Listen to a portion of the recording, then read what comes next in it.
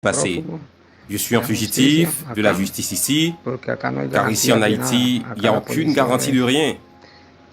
Ici, la police est toute foutue. Tout est foutu ici, il n'y a rien. C'est un no man's land. Donc, j'ai été sauvé par ma couleur de peau.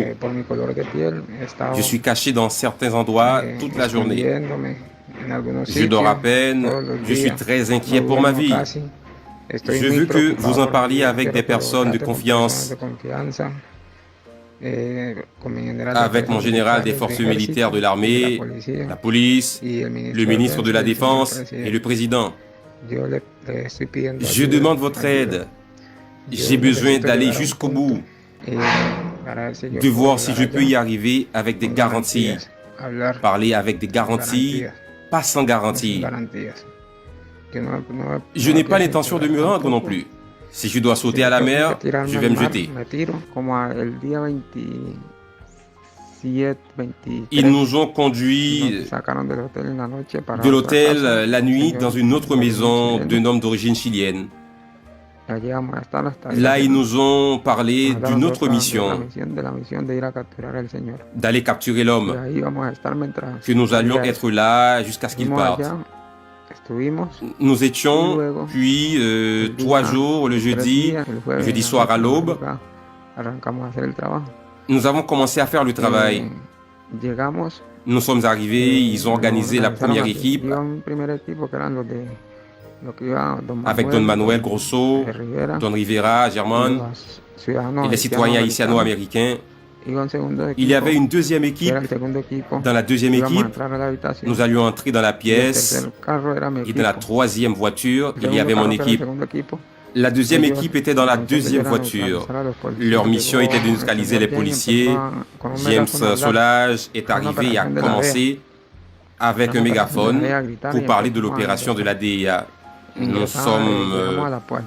avons commencé à entrer. M. Blanquisset est arrivé à la porte. Le sergent Edwin Blanquisset, il a grimpé une échelle à travers le portail, mais la porte avait été laissée ouverte parce qu'il y avait des gens de la sécurité du président qui étaient désorganisés. Ils étaient désorganisés là. Eh bien, il y avait des rafales de mitrailleuses. À l'intérieur, nous avons fait quelques coups de feu aussi. Nous avons franchi la porte parce que la porte était ouverte. Nous sommes entrés. Quand nous sommes entrés, ceux qui tiraient avec la mitrailleuse ont grimpé sur un mur et se sont enfuis. Je suis resté en cherchant une chambre au premier étage. Quand nous sommes montés à gauche, il y avait une grande pièce, un vestiaire, avec un dressing à droite. Il y avait une pièce avec des vêtements et j'ai pris la pièce à gauche. J'ai appelé le groupe et j'ai dit, bien sûr, on va vérifier. Comme l'homme n'était pas là. Alors, nous sommes allés vérifier une autre pièce. Il n'y avait rien là-bas. Il y avait une salle de bain. Il n'y avait rien là-bas. Nous sommes revenus dans l'autre pièce. Le président était dans l'autre pièce principale. Le commando Yepes était là, mon premier Romero, le commando Pipe et d'autres commandos de l'autre équipe, de la deuxième équipe. On a dit, où est l'homme? Il est là, allongé là avec la dame. Il y avait l'homme, ils ont dit qu'ils étaient morts. Et ils étaient morts. Alors, ils ont commencé à chercher. Il leur avait dit de chercher du matériel électronique. Ils ont commencé à les chercher. Là, nous avons entendu l'ordre qu'ils devaient partir, que tout avait mal tourné. Nous sommes arrivés et avons pris ce que nous pouvions et sommes partis. Quand nous sommes sortis, il y avait James, désespéré, que tout avait mal tourné et que Dimitri il a dit, Don Manuel et Don Mike, Don Rivera, que Dimitri, je ne sais pas ce qu'il avait avec Dimitri. Puis l'homme est venu là-bas. Je lui ai dit que l'homme est mort. Nous avons commencé à sortir dans 2 voitures. Ceux qui étaient devant ont neutralisé des policiers qui se trouvaient sur une colline. Nous avons porté leur arme, puis nous sommes partis sans les attacher.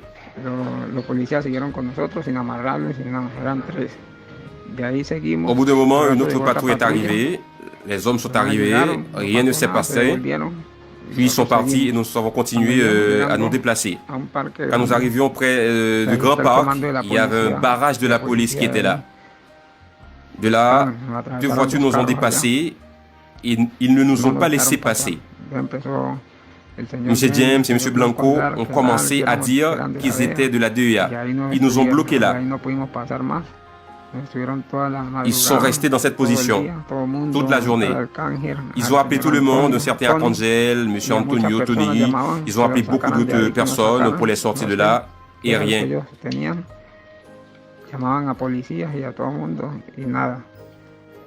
Vers les 5 heures de l'après-midi, 4 à 5 heures de l'après-midi, le chef de la police a annoncé une opération contre nous. Ils avaient des francs-tireurs placés d'en haut. Nous étions dans une maison fermée à clé. Derrière nous, il y avait des escaliers, ils montaient, mais il y avait un mur pour pouvoir sauter. Et à peine que l'un d'entre nous a bougé, ils nous ont tiré dessus. Ils ont tout endommagé, les fenêtres de la maison, en nous tirant dessus. Ils ne nous laissaient pas respirer. Ils ne nous ont jamais dit de nous rendre. Maintenant, oui, les autres policiers sont venus avec tout pour nous massacrer. Mais ce n'était pas le cas dans la maison du président. Ils nous ont massacrés. Ils nous ont massacrés. Dans la maison, ils ont tué M. Romero avec une grenade à main. Ils l'ont lancé sur lui. Elle est tombée sur lui, il est mort. Ils ont également blessé M. Manuel. L'homme a été laissé là. Il a dit « Partez les gars !» M. Rivera est sorti avec 2 autres commandos. Tandis qu'il se déplaçait avec les commandos, nous avons dit avec lui. Naïser a dit non, on ne peut pas se rendre. On est monté dans les escaliers et nous avons subi d'autres tirs. Moi, je me suis jeté dans un trou, je me suis couvert avec un carton. Je suis resté couvert là jusqu'à ce qu'il fasse nuit. Je pouvais à peine bouger parce qu'ils avaient continué à tirer et à tirer. Si je bougeais, ils m'auraient tué. Et M. Manuel nous a dit, ne tirez pas sur les policiers, car les choses se compliqueront pour nous si nous tuons un policier. On n'a jamais tiré. On les a épargnés. Ils ne nous ont pas épargnés. Ils nous ont criblés. Nous étions à court de munitions et les coups que nous tirions étaient juste en l'air ou sur les murs. Quand je suis parti, il était 7 à 8 heures. Il faisait noir. Je suis sorti en douceur. J'ai remonté un ravin, pas les escaliers, j'ai remonté un ravin. J'ai enlevé mon gilet, je suis allé me coucher un moment. Et c'est là que j'ai entendu un cri de Manuel qui voulait de l'aide. Quand boum, les messieurs qui étaient sur la route ont bougé. Ils sont montés boum et ils lui ont tiré dessus. Ils l'ont tué. Ils ne l'ont pas épargné. Et bon, je suis resté seul. J'étais le dernier. J'ai été seul. J'ai escaladé le mur. Je me suis jeté sur la route. J'ai pris la main gauche. Je suis passé par là jusqu'à un trou pour me reposer. Genre 8 heures du soir, je suis parti. Je suis retourné du côté droit. Et rien. De ce côté, la police est très proche et rien. Ils m'ont presque rattrapé. Je suis revenu encore à ce point où je me cachais avant. Je suis entré et là à 5 heures du matin, je suis allé à l'autoroute. Je suis resté là aéré, tournant sur cette route jusqu'à 6h30. Un homme est passé à moto avec un homme chauve. J'ai mis ma main sur lui. Ils m'ont fait monter. Je suis passé près du barrage. Ils ne m'ont pas reconnu. Et je me suis mis à marcher. J'ai rencontré un homme qui parle espagnol, un Américain, et je lui ai dit de m'aider. Aidez-moi, ils vont me tuer. Emmenez-moi où vous voyez que c'est sûr. Il m'a emmené là-bas, dans une maison où il y avait une dame. La dame m'a protégé là-bas. Parfois, je dois parcourir dans les montagnes la nuit et je sors de la maison. Mais j'ai été là, à l'abri. Donc j'ai besoin d'aide et c'est urgent, très urgent. Ma vie est en danger ici. Je ne vais pas me rendre, non, je ne vais pas me jeter à la mer. Je ne sais pas, mais je ne me rends pas dans ce pays sans garantie. Ils nous ont tous trompés qui sont venus de Colombie. Nous avons été trompés, on nous a rassemblés comme des enfants à qui on donnait des bonbons. Nous étions heureux parce que c'était une bonne offre d'emploi, parce que le paiement était de $2700. Alors c'était une offre d'emploi. Nous ne sommes pas venus en tant que mercenaires pour tuer personne. Nous sommes venus travailler pour travailler à la sécurité. C'est la seule chose que nous savons faire, la seule chose que nous connaissons. Et la sécurité, nous les commandos colombiens, ils ont capturé nos compagnons, ils n'ont rien rendu. Ils les ont fait exploser, ils n'ont rien, ils n'ont accès à rien là-bas dans cette prison où ils envisagent de les mettre dans les prisons où se trouvent des méchants. Je préfère mourir que de me rendre.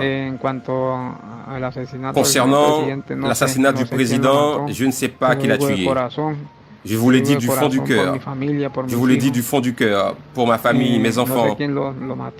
Je ne sais pas qui l'a tué, parce que quand je suis arrivé à la pièce, Yepes et les commandos étaient déjà là. Romero et d'autres commandos, Pipe, étaient déjà dans la pièce avec lui. Ils lui ont demandé, il est mort, ils sont morts. Maintenant, eux, ils sont là, en prison, essayant de sauver leur peau. Ils blâment ceux qui sont morts. Ils espèrent sauver leur peau là-bas, au détriment de ceux d'entre nous qui ne sont pas prisonniers.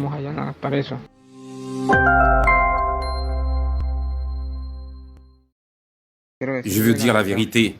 Je veux dire toute la vérité sur tout ce qui s'est passé. Je suis un fugitif de la justice ici, car ici en Haïti, il n'y a aucune garantie de rien. Ici, la police est toute foutue. Tout est foutu ici, il n'y a rien. C'est un no man's land. Donc, j'ai été sauvé par ma couleur de peau.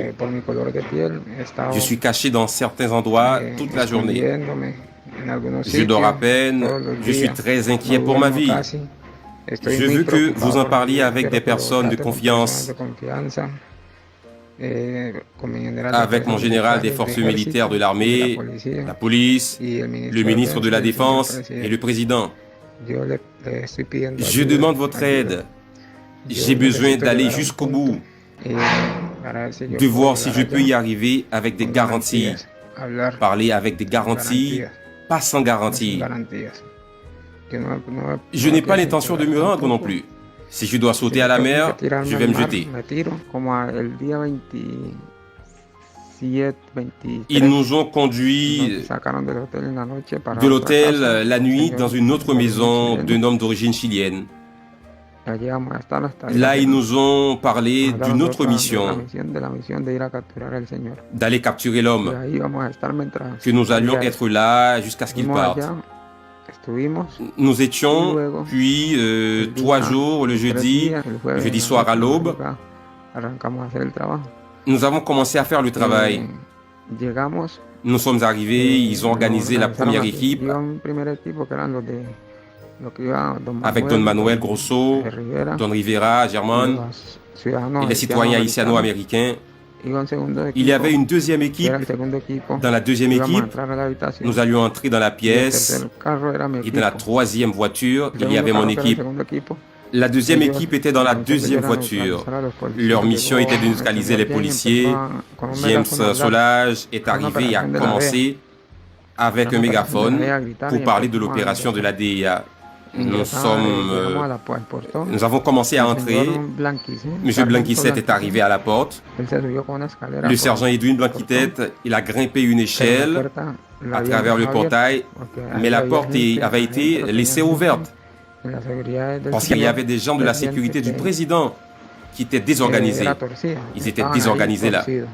Eh bien, il y avait des rafales de mitrailleuses. À l'intérieur, nous avons fait quelques coups de feu aussi. Nous avons franchi la porte parce que la porte était ouverte. Nous sommes entrés. Quand nous sommes entrés, ceux qui tiraient avec la mitrailleuse ont grimpé sur un mur et se sont enfuis.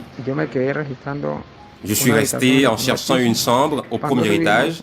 Quand nous sommes montés à gauche, il y avait une grande pièce, un vestiaire, avec un dressing à droite. Il y avait une pièce avec des vêtements. Et j'ai pris la pièce à gauche. J'ai appelé le groupe et j'ai dit, bien sûr, on va vérifier. Comme l'homme n'était pas là. Alors, nous sommes allés vérifier une autre pièce. Il n'y avait rien là-bas. Il y avait une salle de bain. Il n'y avait rien là-bas. Nous sommes revenus dans l'autre pièce. Le président était dans l'autre pièce principale. Le commando Yepes était là, mon premier Romero, le commando Pipe et d'autres commandos de l'autre équipe, de la deuxième équipe. On a dit, où est l'homme? Il est là, allongé là avec la dame. Il y avait l'homme, ils ont dit qu'ils étaient morts. Et ils étaient morts. Alors, ils ont commencé à chercher. Il leur avait dit de chercher et du matériel électronique. Ils ont commencé à les chercher. Là, nous avons entendu l'ordre qu'ils devaient partir, que tout avait mal tourné. Nous sommes arrivés et avons pris ce que nous pouvions et sommes partis. Quand nous sommes sortis, il y avait James, désespéré, que tout avait mal tourné et que Dimitri l'a dit, Don Manuel et Don Mike, Don Rivera, que Dimitri, je ne sais pas ce qu'il avait avec Dimitri. Puis l'homme est venu là-bas, je lui ai dit que l'homme est mort. Nous avons commencé à sortir dans deux voitures. Ceux qui étaient devant ont neutralisé des policiers qui se trouvaient sur une colline. Nous avons porté leur arme, puis nous sommes partis sans les attacher.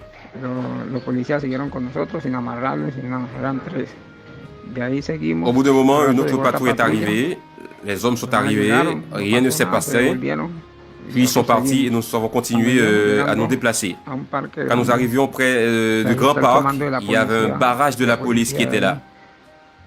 De là, deux voitures nous ont dépassés et ils ne nous ont pas laissé passer. M. James et M. Blanco ont commencé à dire qu'ils étaient de la DEA. Ils nous ont bloqués là. Ils sont restés dans cette position toute la journée. Ils ont appelé tout le monde, un certain Arcangel, M. Antonio, Tony. Ils ont appelé beaucoup d'autres personnes pour les sortir de là et rien.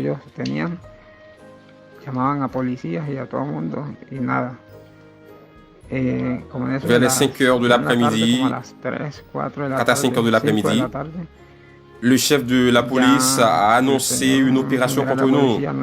Ils avaient des francs-tireurs placés d'en haut. Nous étions dans une maison fermée à clé. Derrière nous, il y avait des escaliers, ils montaient, mais il y avait un mur pour pouvoir sauter. Et à peine que l'un d'entre nous a bougé, ils nous ont tiré dessus. Ils ont tout endommagé, les fenêtres de la maison, en nous tirant dessus. Ils ne nous laissaient pas respirer. Ils ne nous ont jamais dit de nous rendre. Maintenant, oui, les autres policiers sont venus avec tout pour nous massacrer. Mais ce n'était pas le cas dans la maison du président. Ils nous ont massacrés. Ils nous ont massacrés. Dans la maison, ils ont tué M.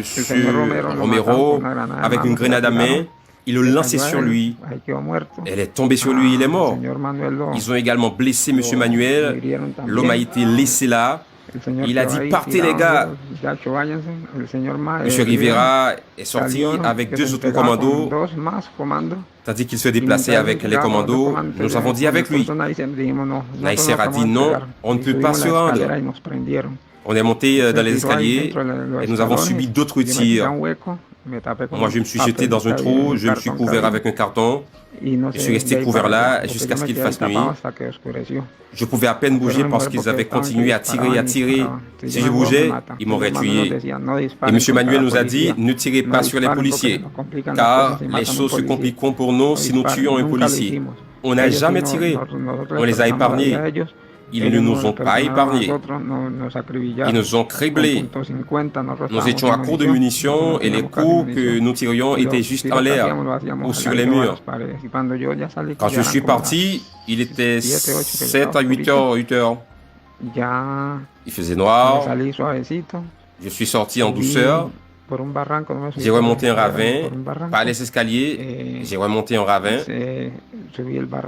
J'ai enlevé mon gilet, je suis allé me coucher un moment. Et c'est là que j'ai entendu un cri de Manuel qui voulait de l'aide. Quand boum, les messieurs qui étaient sur la route ont bougé. Ils sont montés boum et ils lui ont tiré dessus. Ils l'ont tué. Ils ne l'ont pas épargné. Et bon, je suis resté seul. J'étais le dernier. J'ai été seul. J'ai escaladé le mur. Je me suis jeté sur la route. J'ai pris la main gauche. Je suis passé par là. jusqu'à un trou pour me reposer. Genre 8 heures du soir, je suis parti, je suis retourné du côté droit. Et rien, de ce côté, la police est très proche et rien. Ils m'ont presque rattrapé. Je suis revenu encore à ce point où je me cachais avant. Je suis entré et là à 5 heures du matin, je suis allé à l'autoroute. Je suis resté là aéré, tournant sur cette route jusqu'à 6h30. Un homme est passé à moto avec un homme chauve. J'ai mis ma main sur lui. Ils m'ont fait monter. Je suis passé près du barrage. Ils ne m'ont pas reconnu. Et je me suis mis à marcher. J'ai rencontré un homme qui parle espagnol, un Américain, et je lui ai dit de m'aider. Aidez-moi, ils vont me tuer. Emmenez-moi où vous voyez que c'est sûr. Il m'a emmené là-bas, dans une maison où il y avait une dame. La dame m'a protégé là-bas. Parfois, je dois parcourir dans les montagnes la nuit et je sors de la maison. Mais j'ai été là, à l'abri. Donc j'ai besoin d'aide et c'est urgent, très urgent. Ma vie est en danger ici. Je ne vais pas me rendre, non, je ne vais pas me jeter à la mer. Je ne sais pas, mais je ne me rends pas dans ce pays sans garantie. Ils nous ont tous trompés, qui sont venus de Colombie. Nous avons été trompés, on nous a rassemblés comme des enfants à qui on donnait des bonbons. Nous étions heureux parce que c'était une bonne offre d'emploi, parce que le paiement était de $2700. Alors c'était une offre d'emploi. Nous ne sommes pas venus en tant que mercenaires pour tuer personne. Nous sommes venus travailler pour travailler à la sécurité. C'est la seule chose que nous savons faire, la seule chose que nous connaissons. Et la sécurité, nous les commandos colombiens. Ils ont capturé nos compagnons, ils n'ont rien rendu. Ils les ont fait exploser, ils n'ont rien, ils n'ont accès à rien là-bas dans cette prison où ils envisagent de les mettre dans les prisons où se trouvent des méchants. Je préfère mourir que de me rendre. Concernant l'assassinat du président, je ne sais pas qui l'a tué. Je vous l'ai dit du fond du cœur. Je vous l'ai dit du fond du cœur, pour ma famille, mes enfants. Je ne sais pas qui l'a tué, parce que quand je suis arrivé à la pièce, Yepes et les commandos étaient déjà là. Romero et d'autres commandos, Pipe, étaient déjà dans la pièce avec lui. Ils lui ont demandé, il est mort, ils sont morts. Maintenant, eux, ils sont là, en prison, essayant de sauver leur peau. Ils blâment ceux qui sont morts. Ils espèrent sauver leur peau là-bas, au détriment de ceux d'entre nous qui ne sont pas prisonniers.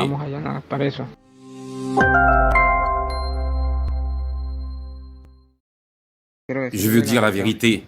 Je veux dire toute la vérité sur tout ce qui s'est passé. Je suis un fugitif de la justice ici, car ici en Haïti, il n'y a aucune garantie de rien. Ici, la police est toute foutue. Tout est foutu ici, il n'y a rien.